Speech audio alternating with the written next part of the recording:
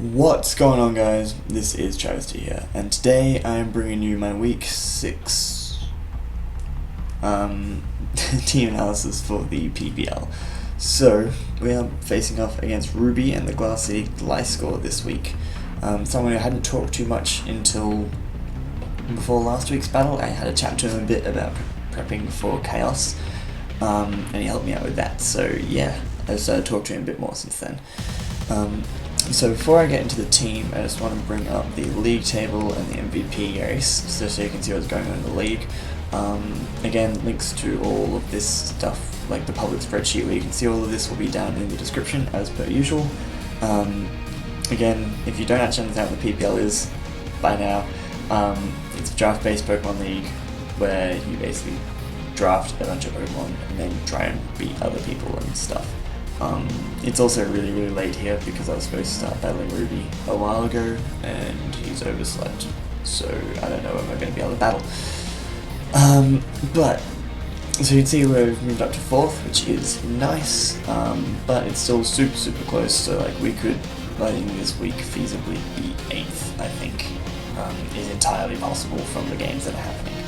So it's just ridiculous, but if we can get a win, no team is currently undefeated, and we have the equal highest differential, one off the equal highest differential. So like if we win, especially given Tampa Bay Luxrays and Wycombe play each other, so that's Troy and Mono, so one of them is going to lose. So basically if we win, we move up into the top 3, potentially even like top 2. So that's a thing. And then in the MVP race, even though he's still only brought Curum once, he's still sitting at 5th in the MVP because it's ridiculous. Hopefully we can get him moving up a little bit more now. So now, getting rid of that and bringing in Ruby's team, he has Keldeo, Mega Charizard X, Mamoswine, Alakazam, Jolteon, Bramble, Flygon, and Cradily. So things I noticed about this team, first of all, he drops Talonflame for Alakazam. And Talonflame doesn't really do anything to my team because it doesn't really hit Sableye hard enough, and then I have Lantern, which just completely stops it. So yeah, I wasn't too worried about Talonflame, but he's dropped that for Alakazam, which is a bit more of a problem because I can't break its Sash guaranteed with hazards or anything, so that's a bit of a pain. So the first thing I noticed about his team, Zardex completely runs through me, Mamoswine completely runs through me, and he has absolutely nothing to take a hit from Darmanitan or Cobalion or Curum. So I brought all 3 of those mons and then a lot of bulk to try and live hits. So yeah, let's see how that goes. The first one I'm bringing is Choice Scarfed Cobalion. I originally wanted this to be set up, but there wasn't really much I could set up on because everything on his team hit me too hard. So what I've gone with is Scarf, so I can be guaranteed outspeed Zardex at +1, which is what that speed creep there is for. Then Close Combat, Flash Cannon, Volt Switch, and Stone Edge. Flash Cannon is basically just for Gramble. Everything else gets hit hard by Close Combat. Volt Switch is for Initiative. He has a couple of immunities on his team in the form of Jolteon, Flygon, and Mamoswine. But the only one of those that vaguely wants to take a close combat is physically defensive Flygon, which he may bring for Darmanitan. Everything else on his team I can Volt Switch out on, and if he doesn't bring, if those things die or whatever, I can get free Initiative. Max Attack to give a lot of power to that close combat, that's the most spammable move I have. And then a little bit extra investment just on the special side, just so I can hit a tiny bit harder on those Volt Switches, and I think it's a guaranteed 2 KO on Fizdef Gramble, which is nice.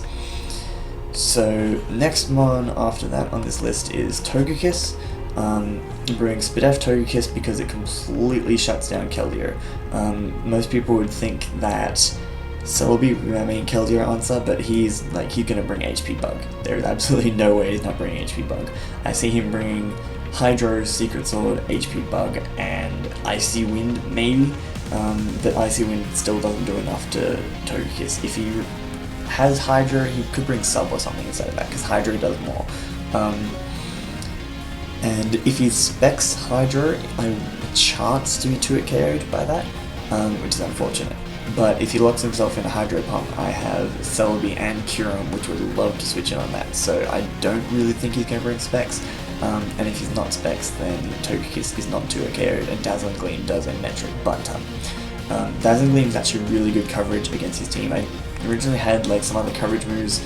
I could have run Grass Knot for Mamoswine, for example. I could run Aura Sphere for it, and then just general good damage on other things. But basically, Dazzling Gleam does a lot to Keldeo. It still does good enough damage to Charizard. It still does good enough damage to Mamoswine, both of those being a chance to 2 KO and a guaranteed 2 KO after rocks. It does just over half to about half to Alakazam. And given Zam is one of those things where I just need to break its sash and then it's easy to revenge, I'm not too worried about that.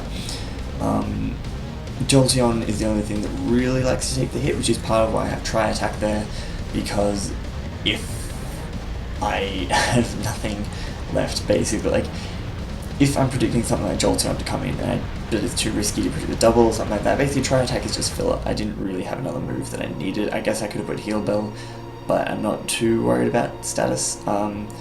So Tri Attack and then Defog, just in case he does get Rocks Up. Sableye goes down, he manages to get Rocks Up. I kind of want to get rid of those because they're a pain for some of the other members of my team.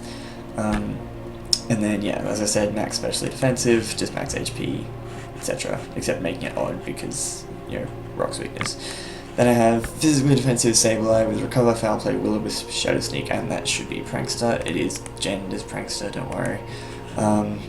Recover because I need to keep this thing healthy.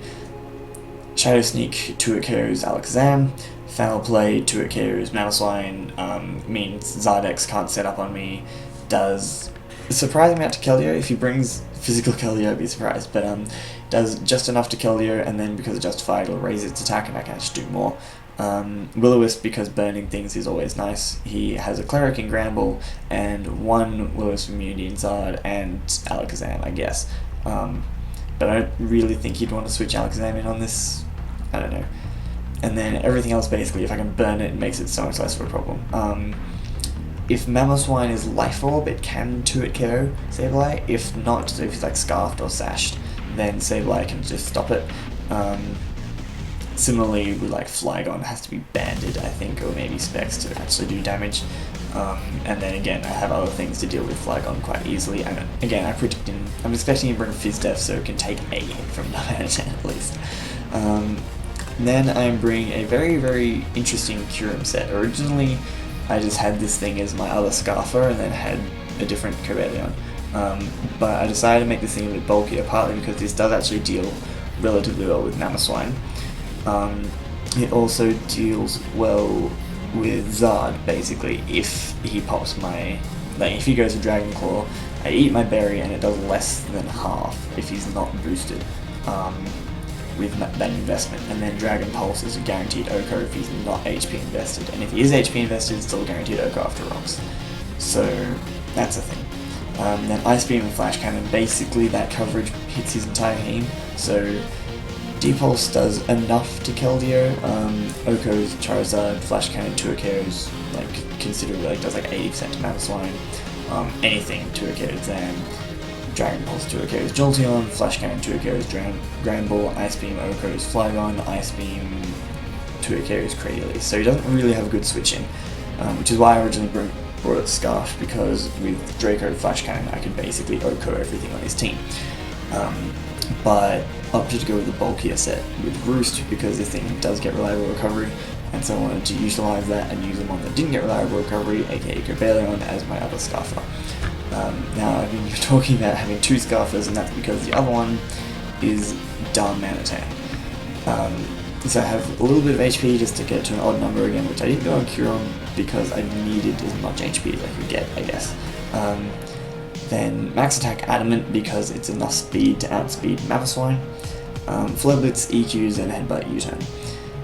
I'm basically expecting his main switch in to be Flygon, but there was no point in running HP Ice because it still does nothing because base 30 special attack is horrible. Flare Blitz did more. So we're just going with Flare Blitz to just do damage. If he brings anything other than max physically defensive, Flare Blitz will do a go after rocks, I think. Zen Headbutt is there in case he decides to bring physically offensive Keldeo to take a hit from this thing.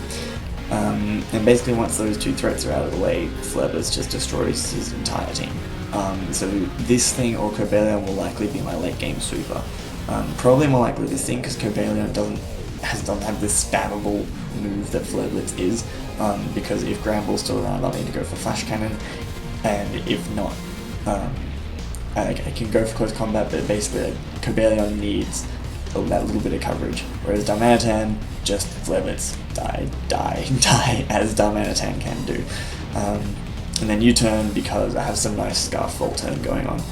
Then last one I am bringing is fully physically defensive Celebi with a Yachi Berry and Leaf Storm, which is a guaranteed OHKO on Mamoswine.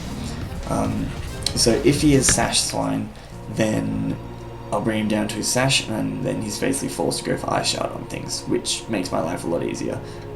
Because everything on this team, except Sableye, is on a better speed tier than Mamoswine, basically, even though I'm not running investment on a lot of them. So Togekiss, for example, will speed tie. Darmanitan guaranteed to outspeed, Cobalion guaranteed to outspeed, Kyurem he'll probably think it's guaranteed to outspeed unless he's already scattered my investment, and Celebi again can outspeed. So this is basically, if he hasn't scattered out my set, he'll probably go for Ice Shard, won't do much, Leaf Storm should OHKO. And given I kind of see him bring Life Orb rather than Sash, because if he's Sash then Sableye just stops it. And then Stealth Rock, because I wanted something to get rocks up, and Celebi can do that. Earth Power, so I can also hit the Charizard, and then other than that I don't really need coverage. Again, Keldeo dies to Leaf Storm, Alakazam dies to a Flick, Jolteon takes enough damage from Leaf Storm and gets hit hard by Earth Power, Granbull hit hard by both, Flygon hit hard by both, Cradily can take hits. But Cradily can't do shit to me, like to most things on this team. Cradily just dies, so he might bring it, but I can't really use it to set up because I don't make it to set up with. I can beat it basically. I can go to Sableye, I can burn it, I can foul play, I can recover. It's not an issue. But I will need to get my Mega off early with Sableye. So hopefully you kind of see my thought processes in this team. It's a lot more standard than a lot of the teams I've brought, and a lot more 252, 252, 4 spreads basically. Or like slight variations on that. So we'll see how that goes. I haven't had too much time to team build this week. I've been really freaking busy at uni. We're coming up to exam period and stuff, and I'm struggling to keep up with all this. So, but I only have like 2 more weeks to go, and then after that I can come back with a vengeance in the PPL. So if I just make it through the next 2 weeks, I'll be fine. But it's just at the moment like everything is due, so I've got to be working really hard. So I still spent like 2 or 3 hours on this team, but nowhere near as much as I usually do. But in any case, hopefully this plan all works, and hopefully I can actually get to battle him sometime that isn't fucking 2 AM in the morning for either of us. So in any case, I can't remember where this is going. I'm dead. I can't battle right now. I hope you did enjoy, and I will see you in my next upload.